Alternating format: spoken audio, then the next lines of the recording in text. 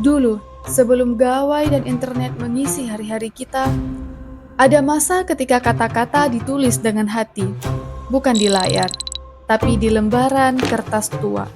Inilah kisah literasi Aceh, jejak aksara yang nyaris terlupakan. Salam, aku Hana, Lonureng Aceh, and this is the Forgotten Symphony and the Rhythm of Acehese Literacy from long ago.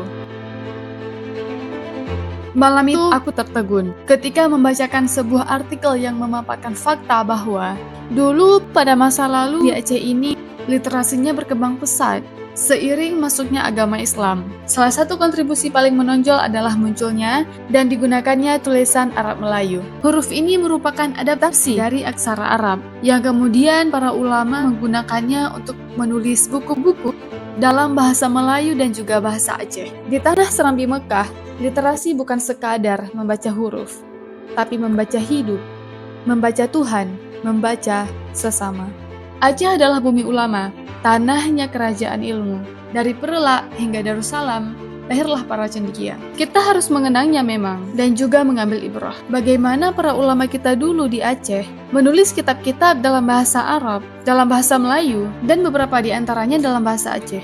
Lalu kitab-kitab tersebut dikirim ke negeri-negeri Melayu lainnya, seperti Penang, seperti Malaka, dan juga daerah-daerah lainnya, di mana ini merupakan pencapaian yang sangat luar biasa, di mana karya ulama Aceh itu tersebar di daerah lain, dan juga menjadi pedoman para ulama lain. Literasi Aceh di masa lalu itu beneran kaya. Ia berakar kuat pada nilai-nilai keagamaan, dan juga selanjutnya ditransmisikan ke ranah budaya dan juga ditulis ke dalam buku-buku.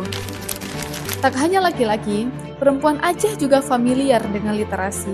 Di Menasah dan Dayah, gadis-gadis muda duduk melingkar, membaca kitab kuning, menyalin naskah Jawi, dan melantunkan nadam.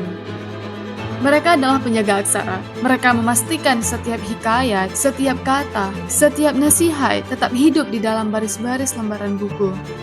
Karena kalau kita berbicara soal literasi, ini tidak hanya soal membaca dan menulis, tetapi ini adalah tugas mulia dalam melestarikan ilmu pengetahuan. Karena literasi lebih dari sekadar baca tulis. Ia menjadi tameng, melindungi pikiran dari kebodohan dan penindasan. Sekarang kita punya segalanya, akses, teknologi, koneksi. Tapi, apa yang kita baca? Apa yang kita tulis? Ini merupakan PR besar bagi orang tua, guru, pemerintah, dan juga seluruh elemen masyarakat untuk terus berkolaborasi dalam meningkatkan literasi bagi generasi baru, dan juga menyokong seluruh lapisan masyarakat untuk semakin lebih dekat dengan literasi. Sangat menyedihkan memang apabila negeri Aceh sekarang kehilangan budaya elit itu. Karena apabila kita melihat ke masa lalu, literasi itu bukan hanya sekedar cerita sejarah. Ia adalah jati diri.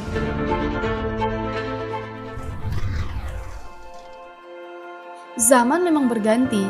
Buku tak lagi disalin tangan, tapi ia muncul di layar. Generasi kita punya tantangan baru. Bukan hanya banyak baca, tapi menyaring. Bukan hanya banyak tahu, tapi paham. Literasi di era modern ini bukan tentang seberapa banyak kamu baca, tapi seberapa dalam kamu ngerti apa yang kamu baca. Bukan seberapa banyak kamu menulis, tapi seberapa kuat dampak yang kamu berikan kepada society.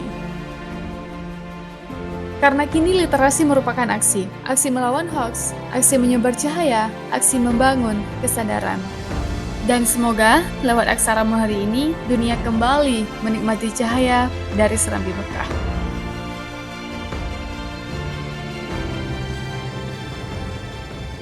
Ada cara paling efektif dan efisien untuk meningkatkan rate literasi, yaitu dengan mengajak saudara, keluarga, ataupun teman mengunjungi perpustakaan.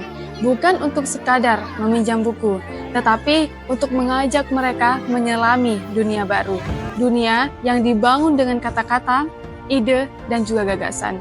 Lewat program inklusi sosial, perpustakaan menjadi rumah bagi siapa saja yang ingin belajar dan berkembang. Di sana anak muda belajar desain grafis, ibu-ibu belajar bagaimana cara merajut untuk memberdayakan ekonomi, dan masyarakat belajar bagaimana menciptakan potensi dan menemukan peluang. Banyak orang mengira bahwa perpustakaan hanyalah tempat sunyi yang penuh dengan buku usang. Padahal hari ini, perpustakaan merupakan pusat semangat literasi. Dia hidup, tumbuh, dan beradaptasi. Kalau kamu ingin menjadi bagian dari agen perubahan masa depan, ajak satu aja anak ke perpustakaan. Ajak satu aja temanmu yang belum pernah memasuki perpustakaan seumur hidupnya. Biar mereka tahu di tempat yang tenang ini ada ledakan pengetahuan yang tak pernah padam.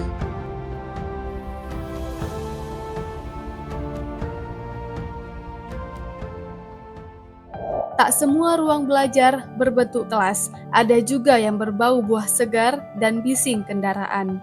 Dulu aku mengira buku itu hanya bisa ditemukan di perpustakaan.